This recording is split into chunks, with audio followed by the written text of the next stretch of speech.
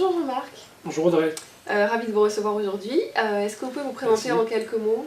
Oui, donc j'ai cofondé il y a maintenant à peu près 4 ans une entreprise totalement dédiée à l'Internet des objets et des machines. Elle était basée sur, enfin cette création a été basée sur une conviction qui était de dire on ne pouvait pas continuer à connecter le monde comme on est en train de le faire, sans c'est un impact extrêmement important sur les comportements de consommation et les business models des entreprises.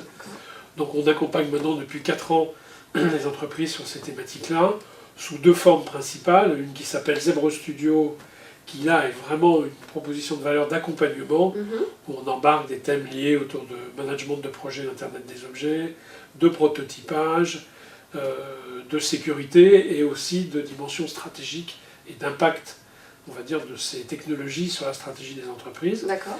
Et on a verticalisé une offre, parce que nos clients petit à petit sont venus sur ce sujet-là nous demander de répondre à des problématiques à base d'Internet des objets et des machines sur la partie immobilière, où on a des offres clés en main sur ces sujets-là. D'accord. Et qu'est-ce que vous pensez de la transformation?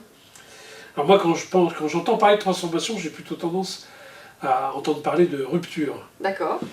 Alors ça veut dire quoi? Ça veut dire que je pense qu'aujourd'hui, il y a des leviers de transformation qui sont tellement puissants qui vous emmènent vers des territoires qu'on pourrait qualifier de rupture.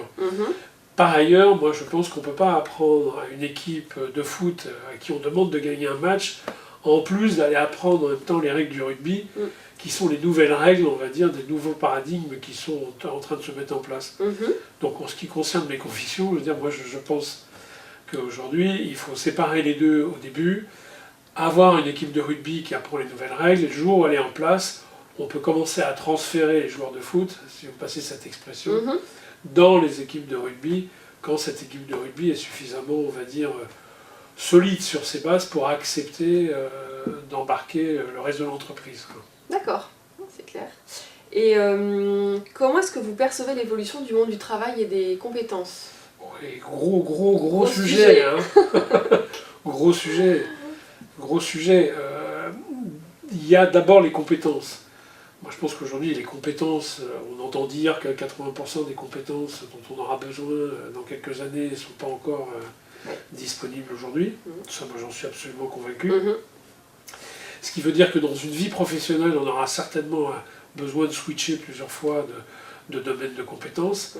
Ce qui m'amène à penser, c'est plutôt sa capacité d'adaptation sur laquelle il va falloir travailler, que uniquement à un moment donné se verticaliser sur une compétence.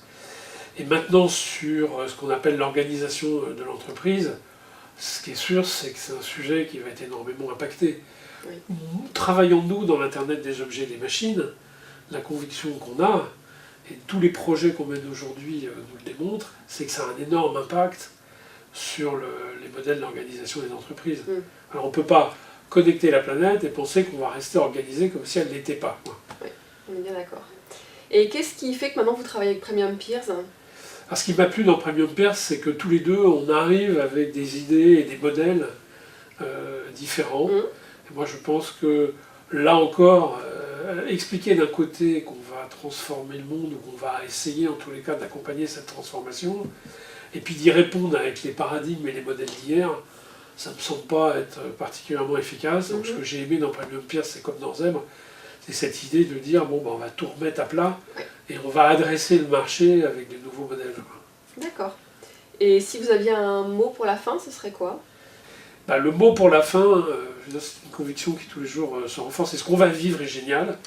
À partir du moment où on n'en a pas peur, à partir du moment où on le prend avec gourmandise, voilà, et que concernant le terrain sur lequel on agit, je pense qu'il va falloir que les entreprises n'oublient pas de monter dans le train d'Internet des objets et des machines, parce que c'est un train qui commence à accélérer.